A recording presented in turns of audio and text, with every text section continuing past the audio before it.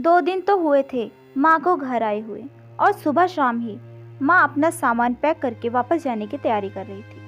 ऐसे ही तो ना आई थी माँ बेटे के घर।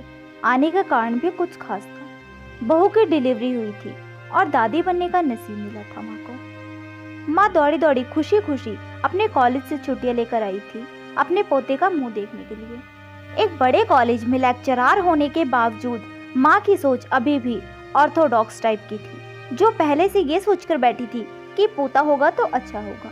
माँ के अरमानों पर तब पानी फिर गया जब बहू ने बेटी को जन्म दिया। हालांकि माँ ये सब अपने चेहरे पर दिखाना नहीं चाहती थी, लेकिन उनका बर्ताव सारी बातें बयां कर रहा था।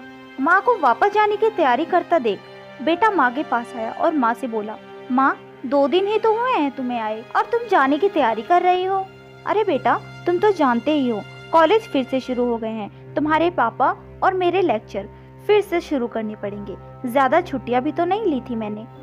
जाना तो पड़ेगा, लेकिन तू चिंता मत कर, थोड़े दिन बाद मैं और तुम्हारे पापा दोनों ही वापस आएंगे। अगले दिन सुबह सुबह माँ नहा धोकर जाने के लिए तैयार थी। बेटा किचन से चाय बनाकर माँ को देता है।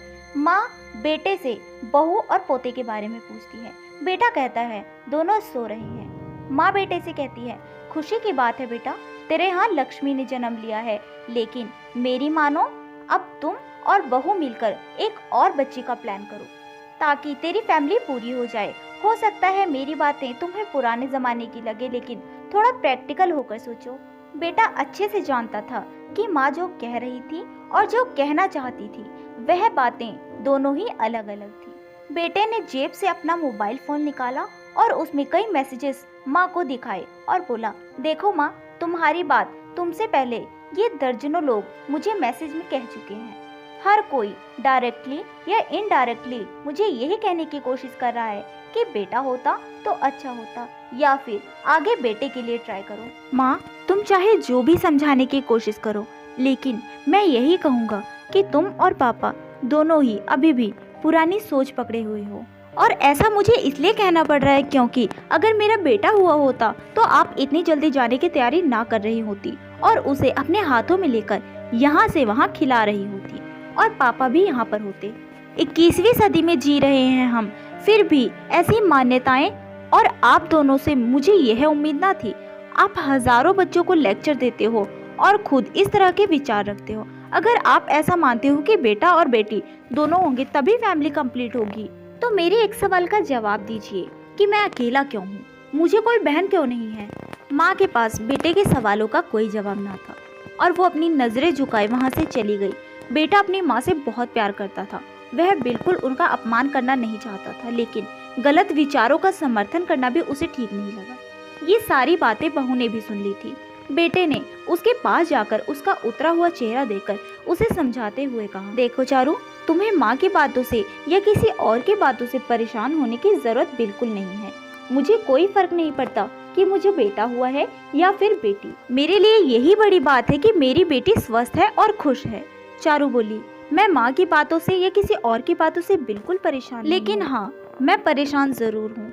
मैं एक समाज सेविका हूँ और हर दिन कई लड़कियों से मिलती हूँ। अचरज की बात है कि मुझे आज तक एक भी लड़की ऐसी नहीं मिली जो कहती हो कि लड़की होने की वजह से उसे अलग तरीके से ट्रीट ना किया गया हो या कुछ सहना ना पड़ा हो। मैं खुद भी एक औरत हूँ और इस बात का अनुभव मैंने भी किया है, और अब जब हमारे घर में भी एक लड़की ने जन्म लिया है तो मैं परेशान हूँ। पति अपनी पत्नी को समझाते हुए कहता है, कल्पना चावला, रानी Lakshmibai, PV Sandhu, Pratibha Patil, mother Teresa, Kiran Bedi, list इतनी लंबी है कि कभी खत्म ही ना हो। क्या इन सब ने ये सब फेस किया होगा? जरूर किया होगा, लेकिन उन्होंने दुनिया को जो साबित करके दिखाया है और जिस मुकाम पर वे पहुंची हैं, वहीं पर हर लड़की को हौसला देने के लिए काफी है।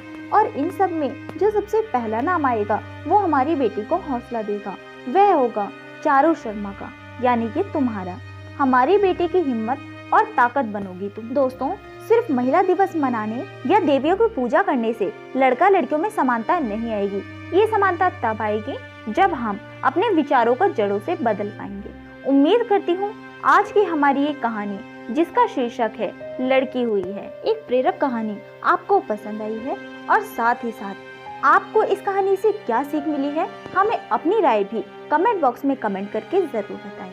फिर मिलेंगे ऐसी ही अगली नई कहानी के साथ। तब तक के लिए हंसते रहिए, मुस्कुराते रहिए और जुड़े रहिए हमारे चैनल के साथ।